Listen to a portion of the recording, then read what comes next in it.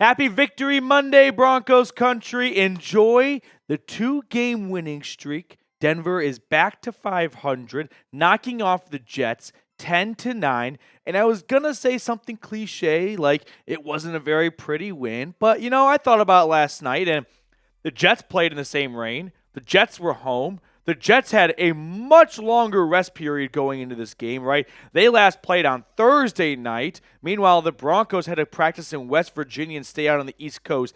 Everything was in New York's favor. But somehow, some way, the Broncos found a way to win. And a big reason why? Their defense. They finally got the defense that they have been waiting for under Vance Joseph, who completely stuffed this Jets offense like a Thanksgiving turkey. 248 total yards, 184 through the air, just 64 on the ground, less than 3 yards a pop, a forced fumble to go along with it. Sorry for some of the typos on the stats from yesterday, but yeah, the Broncos defense, it was not just a one-off yesterday. They have been tremendous through the first month of the season, the first quarter of the season as we finish week 4 for Denver. Look where they rank in some of the most important categories.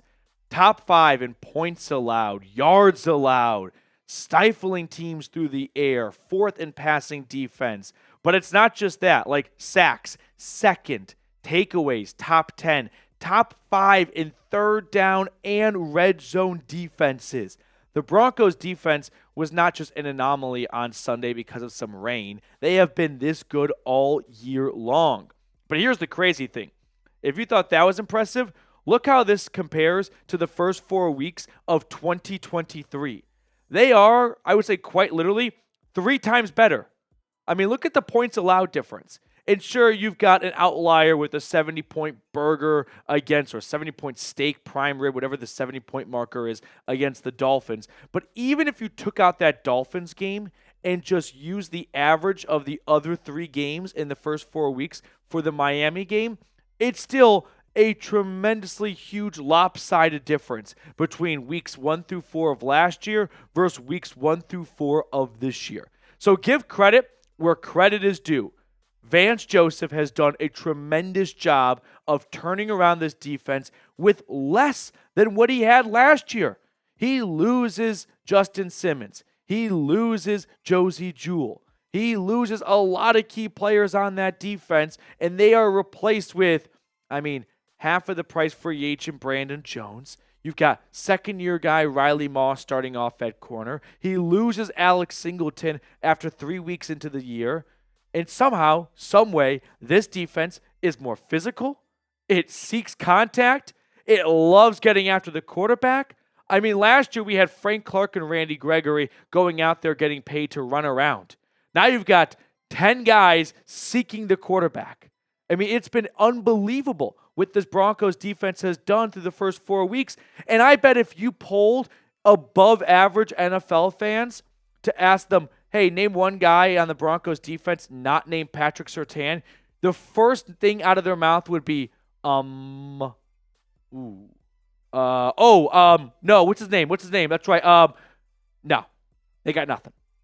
The Broncos got guys like Jonathan Cooper becoming household names. You got Brandon Jones making a name for himself. I got PJ freaking Locke on 4th down, blitzing off the edge and sacking Aaron Rodgers, who was one of the toughest quarterbacks to bring down, who was not sacked once, twice, 3, 4, but 5 times on Sunday.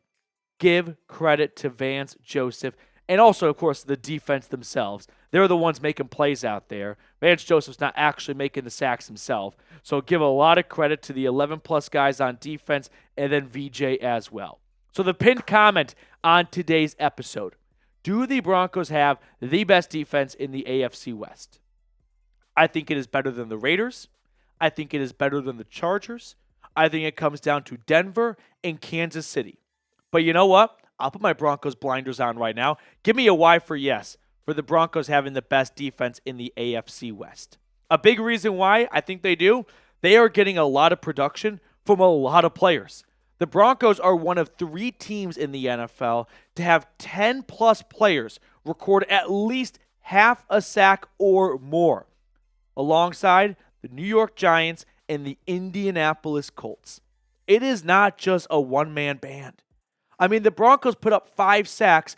Actually, let's back it up. The Broncos put up 12 sacks the last 2 weeks without arguably their number one pass rusher in Baron Browning, who is dealing with a foot injury. Like, you've got so many guys contributing. And then on the back end, Brandon Jones, their biggest free agent signing, and it wasn't all that big. 3 years, 20, that's what she said. 3 years, $20+ million.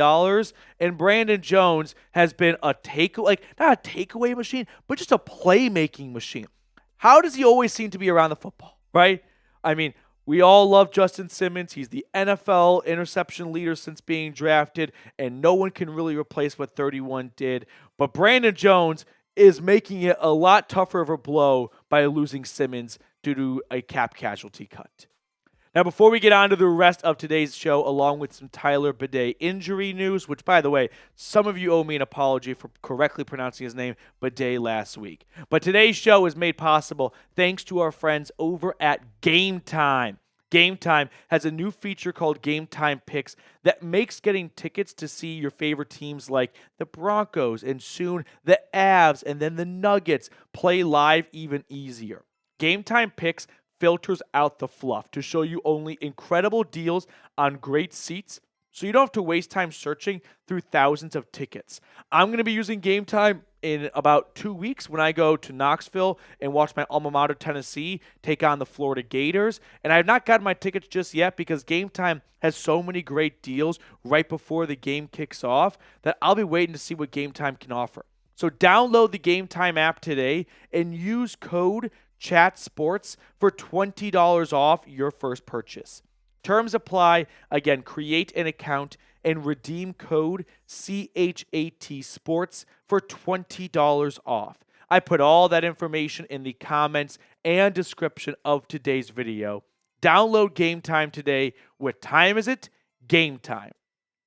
So a scary scene, of course, unfolded on Sunday with Tyler Badie getting stretchered off the playing surface from the sideline or off the field into the locker room, and he did not initially depart with the team on Sunday. In fact, he flew on just a commercial flight with one of the beat reporters too, oddly enough, or coincidentally enough, alongside a Broncos medical team member. But as Ian Rapoport points out here, some positive news. It does not appear to be too serious of an injury, although I wouldn't quite rule him out to hop on IR and miss the next 4 weeks, especially if they're like, well, just for a little bit of caution for the short term, but also we're not quite sure how you'll look in 3 weeks from now. It's easy just to put him on IR if you feel like there's a pretty good chance he misses 3 games. Might as well round it up to 4 and get a roster spot back so you can bring someone up from the practice squad.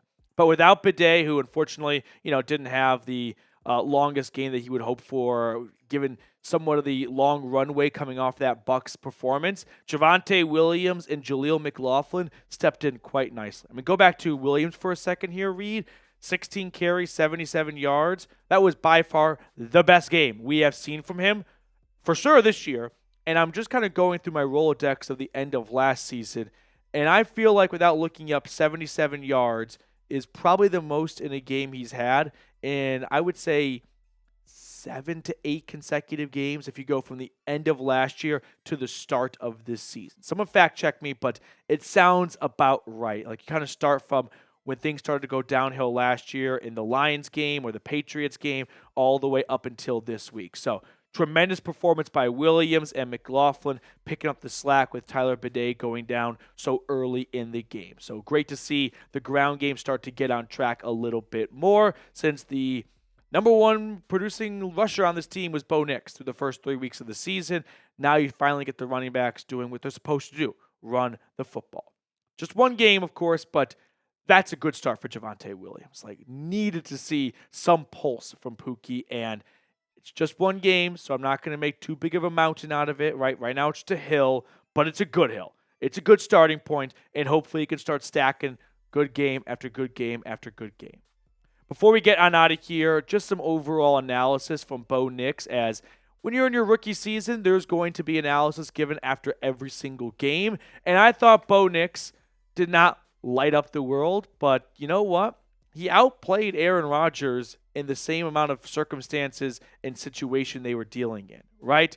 I mean, Bo Nix was dealing with the same rain that Aaron Rodgers was dealing with. Both quarterbacks were going up against tough, stout defenses, but somehow Bo Nix always seemed to find himself making the correct play. And the correct play sometimes was there is no play to make. So yeah, 12 for 25 and 60 yards.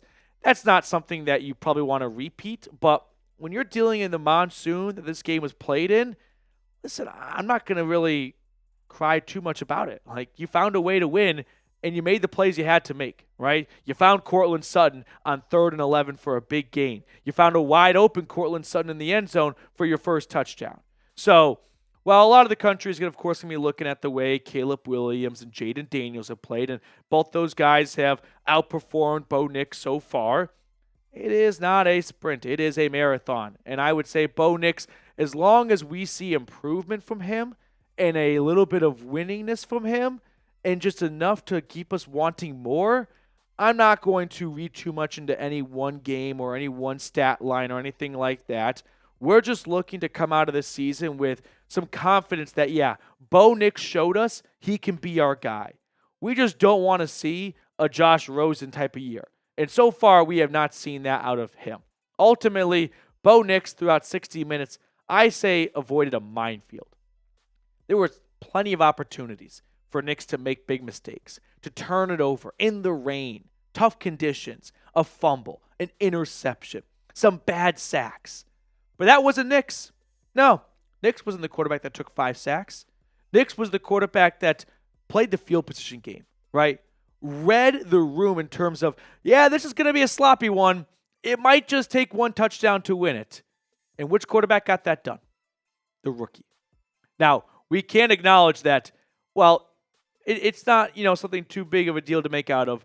There have been some quirky stat lines for Bo Nix. I think you guys might just get a kick out of this. And that's all this is for. Just a little bit of a, laugh at yourself moment. But week 1 against Seattle, he became the 5th quarterback in NFL history with 40 or more pass attempts and under 140 passing yards. So just kind of tough to accomplish throwing the ball that much and not getting many yards out of it. Week 3, after not throwing a touchdown pass, he became the first rookie to start weeks 1 through 3 and not throw a touchdown since 1970, when future Hall of Famer Terry Bradshaw had to wait until week 5 for his first touchdown pass. Bo Nix getting his first in week 4. And then in week 4, he became the 6th quarterback in NFL history with 25 or more pass attempts, under 75 yards, and a win. Very small company. I think Jake Delhomme, if I remember correctly, was the last one to do it, so it's been a while. But now that we are a quarter of the way into the season, what is your confidence level in Bo Nix? Scale it 1 to 10. I'm definitely not at a 1. I'm definitely not at a 10. I'm closer to a 10 than a 1 from what we have seen out of him so far, which is a lot of poise and a lot of good decision-making at times. And, of course, you have some bad interceptions, but that's basically the price of doing business with rookie quarterbacks as they adjust to the NFL speed. So, for me, I'm at like a 7.1 out of 10 for Bo Nix. Give me your honest confidence level in the rookie down below. Before we get on out of here, I want to show some love to Young Quan for sending in a super thanks. Greatly appreciate you supporting the channel, Mr. Quan. Always appreciate and look forward to your commentary. Thank you so much. I love what I do. It's a very, very awesome job getting up here and talking about the NFL every single day with you guys. So really appreciate you supporting the channel. And for anyone else that would like to get a shout out, if you send in a super thanks, we'll toss it on screen for everyone watching to see. All right, that will do it for us on today's episode. Thank you guys again for tuning in. Enjoy your Victory Monday. And now we get ready for Week 5 against the Raiders.